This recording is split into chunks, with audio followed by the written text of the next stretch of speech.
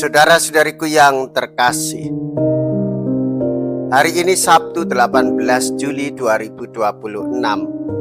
Saya Romo Siga dari Gereja Katolik Santo Fransiskus Xaverius, Pacitan. Dalam nama Bapa dan Putra dan Roh Kudus. Amin. Tuhan menjaga umatnya pada malam mereka dikeluarkan dari Mesir. Malam itu pula umat terpilih berjaga untuk mengenangkan kebebasan. Umat Kristiani mengadakan tirakatan malam itu mengenangkan kebangkitan Kristus yang membebaskan kita dan memberi harapan dalam hidup kita. Dengan keras Yesus melarang mereka memberitahukan siapa Dia, supaya genaplah sabda yang telah disampaikan. Mea culpa, mea culpa, mea maxima culpa. Saya berdosa, saya berdosa, saya sungguh berdosa. Semoga Allah yang Maha Kuasa memberkati, mengasihani kita, mengampuni dosa kita, dan mengantar kita ke hidup yang kekal. Amin. Marilah kita berdoa. Allah Bapa yang Maha Kasih, kedamaian sudah semakin mendekat bila kami tidak mematahkan gelagah yang terkulai ataupun tidak memadamkan sumbu yang berkedip-kedip. Semoga kebaikan-Mu dan kasih setia-Mu semakin berkembang dengan subur di dunia ini.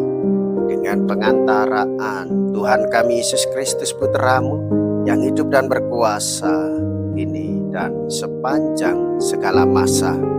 Amin. Tuhan bersamamu dan bersama rohmu. Inilah Injil suci menurut Matius. Dimuliakanlah Tuhan. Matius bab 12 ayat 14 sampai dengan ayat 21. Sekali peristiwa orang-orang Farisi bersekongkol untuk membunuh Yesus, tetapi Yesus tahu maksud mereka lalu menyingkir dari sana. Banyak orang mengikuti Dia dan Ia menyembuhkan mereka semua. Dengan keras Ia melarang mereka memberitahukan siapa Dia, supaya genaplah sabda yang telah disampaikan oleh Nabi Yesaya. Lihatlah, itu hamba-Ku yang Kupilih, yang Kukasihi, yang kepadanya jiwaku berkenan. Roh-Ku akan Kucurahkan atas Dia, dan Ia akan memaklumkan hukum kepada sekalian bangsa. Ia tidak akan berbantah dan tidak akan berteriak, suaranya tidak terdengar di jalan-jalan. Buluh yang patah tidak terkulai, tidak akan diputuskannya, dan sumbu yang pudar nyalanya tidak akan dipadamkannya, sampai Ia menjadikan hukum itu menang. Kepadanya lah semua bangsa akan berharap. Demikianlah sabda Tuhan. Terpujilah Kristus.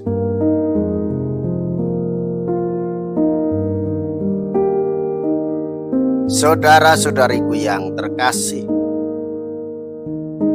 daya spiritualitas seperti inilah yang menjadi sumber kekuatan hidup kita, cerminan langsung dari hati kudus Yesus yang penuh cinta kasih, yang penuh kerahiman, di mana cinta kasih memberikan daya kekuatan bagi kita semua.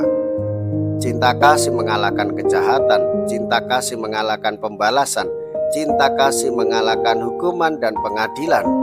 Cinta kasih berdaya guna untuk menghidupkan dan bukan mematikan, untuk menghargai dan bukan menyepelekan, untuk menghormati dan bukan menyingkirkan.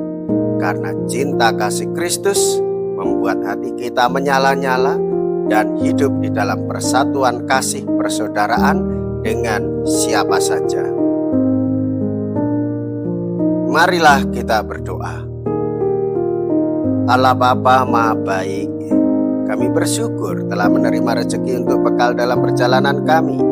Semoga sabda Putra-Mu menjadi rezeki pula bagi semua orang di dunia ini, dan semoga lalu menumbuhkan harapan dalam hati dengan pengantaraan Kristus Tuhan kami. Amin. Tuhan beserta kita, sekarang dan selama-lamanya. Semoga Allah yang Maha Kuasa memberkati saudara sekalian, Bapa dan Putra dan Roh Kudus. Amin. Saudara-saudariku yang terkasih, pergilah. Ibadah sabda sudah selesai. Syukur kepada Allah.